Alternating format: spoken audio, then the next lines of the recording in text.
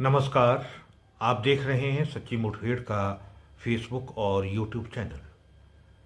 आज हम आपके लिए लाए हैं उमा ठाकुर नदैक के संपादित संग्रह हिमाचली भाषा रे मणके की समीक्षा समीक्षा कर रहे हैं प्रसिद्ध लेखक और समीक्षक सुदर्शन वशिष्ठ। उमा ठाकुर नदैक अंग्रेजी इतिहास और पत्रकारिता एवं जनसंचार में स्नातकोत्तर हैं। रेडियो लेखन में उन्होंने सर्टिफिकेट प्राप्त किया है। प्रसार भारती के वाणी कोर्स को उन्होंने उत्तीर्ण कर रखा है।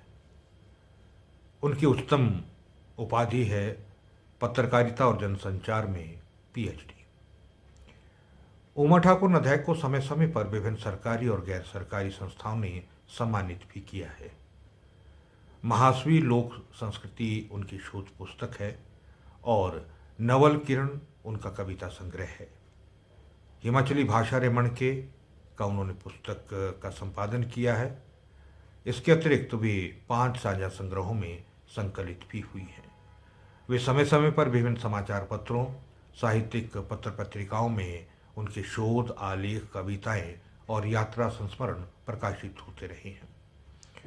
आकाशवाणी शिमला से 2016 में महारा महासु पहाड़ी नाटक की 13 कड़ियों में उन्होंने प्रतिभाग किया है। आकाशवाणी शिमला में नैमित्तिक उद्घोषक, कविता, वार्ता, परिचर्चा, साहित्य दर्पण, युववाणी और महिला सम्मेलन कार्यक्रमों का उन्होंने सफलतापूर्वक संचालन किया है।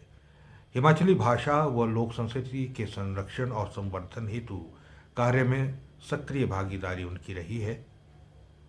अपनी लेखनी और फेसबुक पेज और यूट्यूब के माध्यम से हिमाचली भाषा और लोक साहित्य को आम जनमानस, बुद्धिजीवियों और साहित्यकारों के सहयोग से गांव की मुडेर से विश्व पटल तक पहुंचाने का उन्होंने दृढ़ संकल्प ले रखा है। हिमवाणी, जो कि फेसबुक पेज है, हिमाचली भाषा के अब तक 556 एपिसोड पूरे हो चुके हैं। हिमाचली भाषा रे मणके पुस्तक का प्रकाशन और संपादन बिना किसी कवि और संस्था के आर्थिक सहयोग से किया है। इस पुस्तक में हिमाचल के प्रत्येक जिले के 30 कवियों की पहाड़ी रचनाओं को शामिल किया गया है।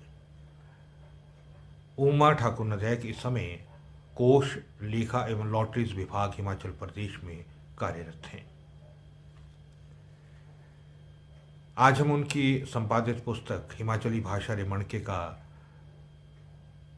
समीक्षा प्रस्तुत कर रहे हैं। समीक्षक है सुदर्शन वशिष्ठ।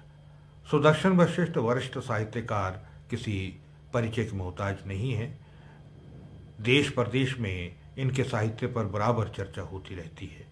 साहित्यकार सुदर्शन वशिष्ठ ने 125 से अधिक पुस्तकों का लेखन और संपादन किया है। इनकी साहित्यिक कृतियाँ देश के साथ साथ विदेशों के पुस्तकालयों में भी उपलब्ध है। इनके 10 कहानी संग्रह, 4 काव्य संग्रह, 2 उपन्यास, 3 नाटक और 3 व्यंग्य संग्रह बेहद लोकप्रिय रहे हैं। इसके अतिरिक्त संस्कृति और हिमाचल की संस्कृति पर भी इनकी पुस्तकें पाठकों द्वारा सराही गई है। इन्हें जम्मू अकादमी, दिल्ली और हिमाचल अकादमी तथा अन्य कई संस्थानों ने साहित्यिक योगदान के लिए पुरस्कृत और सम्मानित भी किया है। हिमाचल अकादमी का सर्वोच्च शिखर सम्मान और दिव्य हिमाचल समाचार पत्र का एक्सीलेंसी अवार्ड 2023 से सुदर्शन वशिष्ठ जी को सम्मानित किया गया है। सच्ची मुठभेड़ उनकी दीर्घ आयु और साहित्य संवर्धन में उनके अधिक योगदान की कामना करता है। तो आइए सुनते हैं उमा ठाकुर नदैक के संपादित काव्य संग्रह हिमाचली भाषा रे मणके की समीक्षा प्रसिद्ध साहित्यकार और समीक्षक सुदर्शन वशिष्ठ के साथ। सच्ची मुठभेड़ के इस यूट्यूब चैनल पर आप सबका स्वागत है। मैं सुदर्शन वशिष्ठ हिमाचल प्रदेश शिमला से आज आपके सामने एक पहाड़ी काव्य संग्रह जिसका शीर्षक है हिमाचली भाषा रे मणके पर बात करूंगा।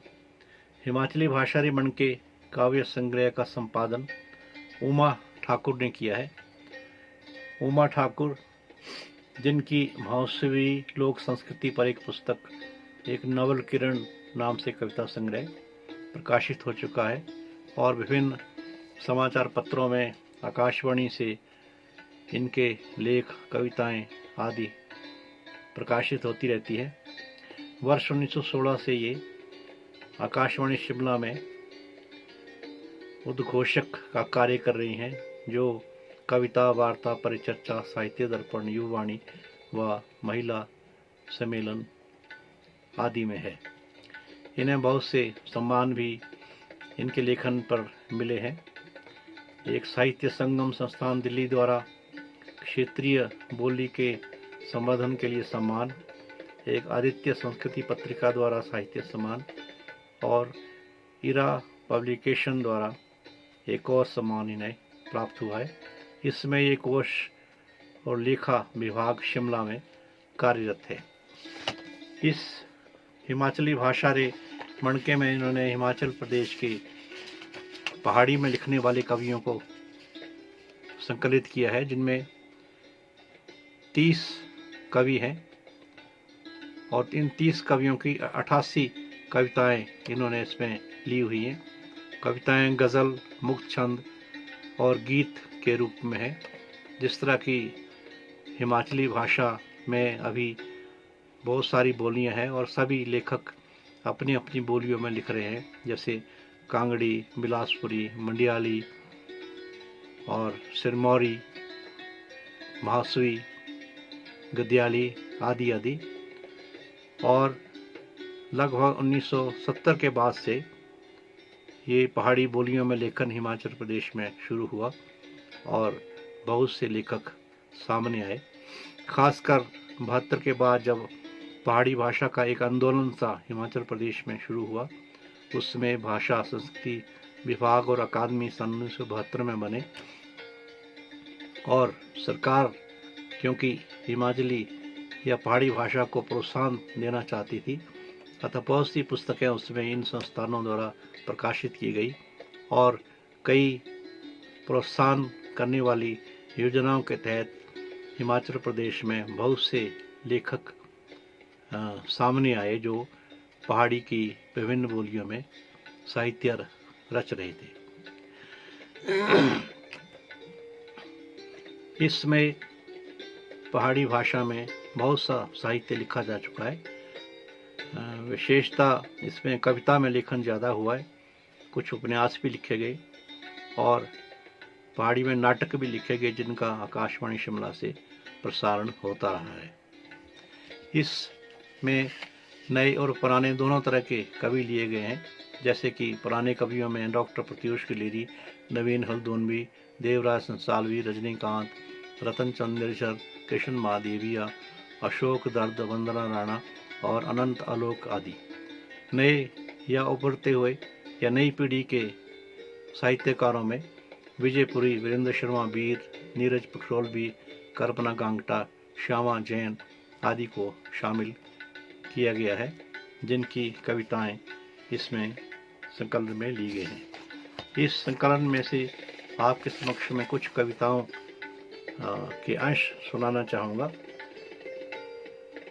एक रतनचंद निर्जर यहाँ के कवि हैं जो मंडी से हैं लेकिन आजकल बिलासपुर में रह रहे हैं। इनकी एक खिंद नाम से कविता बहुत ही लोकप्रिय रही है। खिंद जिसे पहाड़ी रजाई आप कह सकते हैं, जो ओढ़ने बिछाने के लिए प्रयोग में लाई जाती है और इसे पुराने कपड़ों की टुकड़ों से, उनकी लीरों से सीकर बनाया जाता है। एक खिंद में न जाने कितने कपड़ों की लीरें शामिल होती हैं, जिससे जिस व्यक्ति ने वो कपड़ा उस समय पहना था उसका एक स्मरण हमारे सामने आता है। जैसे निर्झर जी लिखते हैं, भैणी ए नीला टुकड़ा रेशमारे स्कूले री निशानी ई। भैणी ए नीला टुकड़ा रेशमारे स्कूल री निशानी ई, ए थी पपूरे बापुअरी फौजारी वर्दी। ईसा साटना ली लीरा मंज लिखी री भावो कलसोरी निशानी। ऐसी चादरू के खिंजिया था सोरे सामने लंबा घूंड हुक्का वर्दी वारी।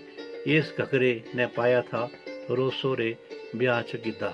इस तरह बहुत ही मार्मिक ढंग से जो घटनाएं घटी हैं उन कपड़ों को पहनकर परिवार के सदस्यों द्वारा उनका स्मरण इस कविता में बार बार किया जाता है। हिमाचल प्रदेश के एक बहुत ही प्रसिद्ध और हिमाचली भाषा को बनाने में या बनाने वाले कवि हैं डॉक्टर प्रत्यूष गुरेरी जी। उनकी एक गज़ल यहाँ शामिल की गई है जिसका शीर्षक है सड़का नोई बनान लगी पे। सड़का नोई बनान लगी पे, खाने वाले खान लगी पे, हुई तरक्की मुल्का दी, फड्डी आई पढ़ान लगी पे, देश द्रोही देशे अंदर गोलियां बंब छुपान लगी पे, मौसम दे बदलोए मित्रों भर बरसाती ठाण लगी पे। इस तरह एक कविता में गज़ल का प्रयोग इन्होंने किया है और यहाँ पहले भी बहुत सी गज़लें लिखी जाती रही हैं, जैसे प्रेम बखरोलवी पवन, पवरिंदर पवन और द्विजेंद्र द्विज जैसे पहाड़ी के लेखक हैं जिन्होंने इसमें इस भाषा में गज़ल को अपनाया है। कृष्णचंद्र महादेविया जो सुंदर नगर से हैं, उनकी एक कविता का अंश ग्राइंदा भट्ठा। ईटा दे भट्टे दी बली चढ़ोई गया जेबे जीवनू रा खेतर सब चुप रहे हाऊ भी चुप रहा। तेवे भी सब चुप रहे जेबे लपाकिया रणपत्तू रा खेतर होरी दी चुप्पी च हाऊ भी चुप रहा। इस कविता में किस प्रकार से किसानों के खेतों को हड़प लिया जाता है और उसमें तरह तरह के जो व्यापारिक दृष्टिकोण से जो उद्योग है वो लगाए जाते हैं उसकी तरफ इशारा है, लेकिन सभी लोग चुप रहते हैं, उसका वे विरोध नहीं कर पाते। एक और कवि हैं देवराय संसालवी जी जो आज हमारे बीच नहीं हैं। उनकी एक कविता का अंश अपना अपना कुछ नहीं, कोई गलांदा मैं ही सब कुछ, कोई गलांदा मैं खुदा, मैं गलांदा मैं है ही क्या, मिंजो तेता सब कुछ जुदा। कोई गलांदा मैं ही सब कुछ, कोई गलांदा मैं खुदा, मैं गलांदा मैं ही क्या, मिंजो तेता सब कुछ जुदा। इस जिस्मे दा क्या निश्चा झूठा इसदा साथ, इना श्वासा रा क्या भरोसा एव नहीं दिंदे साथ। इस प्रकार जो जीवन की निस्सारता है उसका वर्णन इन्होंने अपनी कविता में किया है। एक और रजनीकांत जी की कविता की कुछ पंक्तियाँ भी सुनाना चाहूँगा। ओ बातां कुथू होइयां हुण बीतियां गल्लां प्यारे, आलियां बातां कुथू ਗਿਆਣੇ ਮੂਹਰੇ ਹੱਥ ਸੇਕਦੇ ਸਹਿ ਲੰਮੀਆਂ ਠੰਡੀਆਂ ਰਾਤਾਂ ਕੁਥੂ, ਹਰੇ ਹਰੇ ਰੁੱਖਾਂ ਦੇ ਝੁਰਮਟ ਖੂਹੇ ਢੱਕੇ ਵਿੱਚ ਬਸਿਆ ਗਰਾਂ ਨਿਆਰਾ, ਆਲੋ ਦਾਦੀ ਜੱਲੂ ਦਾਦੂ ਸਭਨਾ ਕੰਨੇ ਰਿਸ਼ਤਾ ਸਹਿ ਪਿਆਰਾ, ਸੀਸਾਂ ਜਬਰਿਆਂ ਤੇ ਮਿਲਨੇ ਆਲੀਆਂ ਸਹਿ ਸੌਗਾਤਾਂ ਕੁਥੂ, ਹੋਈਆਂ ਹੁਣ बीतियां गल्लां प्यारे प्यारे आलियां बातां कुथू। इस तरह इन्होंने जो एक परिवर्तन आ रहा है हमारे समाज में उसका वर्णन किया है। एक वीरेंद्र वीर जी जो युवा कवि हैं, उनकी एक कविता मित्र बड़े कपत्ते जी, जिसका शीर्षक है संजा ब्यागा दिने राती मारदे हिरन दे पत्ते जी, कमाड़ा एक गणाना सो मित्र बड़े कपत्ते जी, जिन्ना आंदा मारदे बुड़का उसते भी हन 100 गुणा, गीवा कुसी दे कम्मे आंदे जीवा ते बस तत्ते जी, मित्र बड़े कुपत्ते जी, साढ़े मित्र बड़े कुपत्ते जी। इस तरह इसमें जो कवि हैं वो नए नए और पुराने पुराने अपने अनुभवों को वर्णन करते हैं और अपनी अपनी भाषा या बोली के माध्यम से उसको व्यक्त करते हैं। कल्पना गांगटा की एक कविता के अंश म्हारे हिमाचलो रे गाँव, इसका शीर्षक है बांके हिमाचलो रे गाँव, वांके एती रे माणू, जेगे जेगे जाई के आपने हुनरे कर दे नाम रोशन, का कहना एती रे शोभले बोणों, ऊंचे पहाड़ों चमकदी नदियों रा, कर दे जो जरूरता सवीरी, कर दे जो जरूरतों पूरी सबीरी। एक और कविता, क्योंकि जैसा कहा गया गीत गजल भी इस पे लिखे गए हैं, एक कुंडली छंद का प्रयोग एक कवि ने किया है जिसके कुछ छंद इस प्रकार है। हिंदी रा दहड़ा छुड़ो मनाओ सारे विभाग, अंग्रेजी दी बस लगी जबे सारते आग वक्त ईशा आ प्यारे, मम्मी एबे माए डैड बापू बोले सारे, पाए सको संस्कार सुनो छोटू सब मारे, करो हिंदी प्रचार तुसे जे मिली रे सारे। हिमाचल प्रदेश में जो पहाड़ी में कविता लिखी गई बहुत सारी, उसके बारे में प्रायः आलोचकों में ये शिकायत रहती है कि इस कविता में केवल हिमाचल प्रेम, हिमाचल की प्रशंसा के ही गीत गाए जाते हैं ज़्यादातर, लेकिन जो यहाँ के दुख दर्द हैं, जो यहाँ की अंधविश्वास है और यहाँ के जो गरीबी है, ऊंच नीच या जाति प्रथा है, उसके बारे में बहुत कम चर्चा किया जाता है।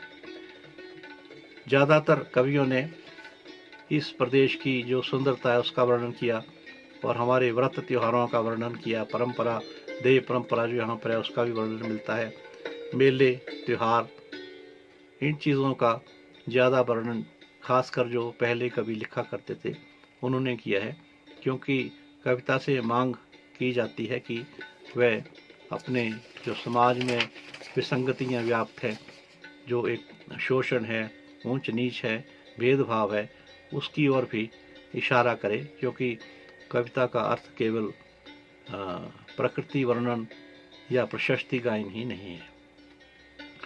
पहाड़ी भाषा या हिमाचली भाषा जिसको कहा जाता है, बहुत लंबे पैसे से 8वीं अनुसूची में शामिल करने का भी एक अभियान चला है कई वर्षों से, लगभग 1972 से लेकर। कभी ये अभियान कम हो जाता है, कभी ज़्यादा हो जाता है, लेकिन एक कोशिश जारी है और हिमाचल प्रदेश में बिना किसी प्रोत्साहन से पहाड़ी में बहुत सा साहित्य लिखा गया है। किसी समय यहाँ सरकार की ओर से भी पहाड़ी भाषा के लिए विशेष प्रोत्साहन दिए जाते रहे हैं, लेकिन आज क्योंकि इस अंचल में जो केवल यहाँ की सीमाओं तक ही सीमित है जो भाषा या बोली, उसमें जो लिखा गया साहित्य है वो यहीं तक सीमित रहता है और इसकी मांग देश में नहीं जाती और ना ही इसके लिए कोई प्रकाशन के साधन है, ना ही कोई बिक्री के साधन है। बावजूद इसके भी जो लेखक इस कार्य में लगे हैं वो बधाई के पात्र हैं और इस तरह के संग्रह निकलना और जिसके लिए कोई प्रकाशन उपलब्ध नहीं है, कोई बिक्री का संस्थान नहीं है, बिक्री के कोई केंद्र नहीं है, वो निकालना किसी तरह से भी एक बहुत बड़ा साहस का काम है और इसके लिए उमा ठाकुर निश्चित रूप से बधाई की पात्र हैं कि उन्होंने बहुत सारे नए और पुराने कवियों को एक साथ एक मंच पर लाने का प्रयास किया है और ये पुस्तक हमारे पास लाई गई है।